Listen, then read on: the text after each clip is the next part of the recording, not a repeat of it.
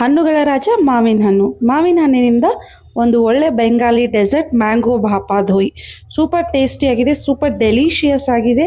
ಹಾಗೆ ಇದನ್ನು ನೀವು ತಿಂದ ತಕ್ಷಣ ಬಾಯಲ್ಲಿ ಕರ್ಗೋಗ್ಬಿಡುತ್ತೆ, ಅಷ್ಟು ಚೆನ್ನಾಗಿದೆ. ಒಂದ್ಸಾರಿ ಇದನ್ನು ತಿಂದರೆ ಐಸ್ ಕ್ರೀಮ್ ಲಸ್ಸಿ ಏನು ಬೇಡ ಅಂತೀರ, ಅಷ್ಟು ಟೇಸ್ಟಿಯಾಗಿದೆ. ಹಾಗೆ ಕೇವಲ 3 ಇಂಗ್ರೀಡಿಯೆಂಟ್ಸ್ ಸಾಕು ಇದನ್ನು ಮಾಡೋದಕ್ಕೆ. ರೆಸಿಪಿ ಕೂಡ ತುಂಬ ಸಿಂಪಲ್ ಆಗಿದೆ. ಕಂಪ್ಲೀಟ್ ಡೀಟೇಲ್ ರೆಸಿಪಿನ ನಾನು ನನ್ನ ಯೂಟ್ಯೂಬ್ ಚಾನಲ್ನಲ್ಲಿ ಅಪ್ಲೋಡ್ ಮಾಡಿದ್ದೀನಿ. ಲಿಂಕನ್ನು ಕೂಡ ಕ್ಯಾಪ್ಷನಲ್ಲಿ ಹಾಕಿರ್ತೀನಿ, ಮರೀದೆ ನೋಡಿ. ಹಾಗೆ ನನ್ನ ಮುಂಬರುವ ಮ್ಯಾಂಗೋ ಸೀರೀಸ್ನ ನೋಡಲು ಮರೀದೆ ಲೈಕ್, ಶೇರ್ ಆ್ಯಂಡ್ ಸಬ್ಸ್ಕ್ರೈಬ್ ಕೂಡ ಮಾಡಿ.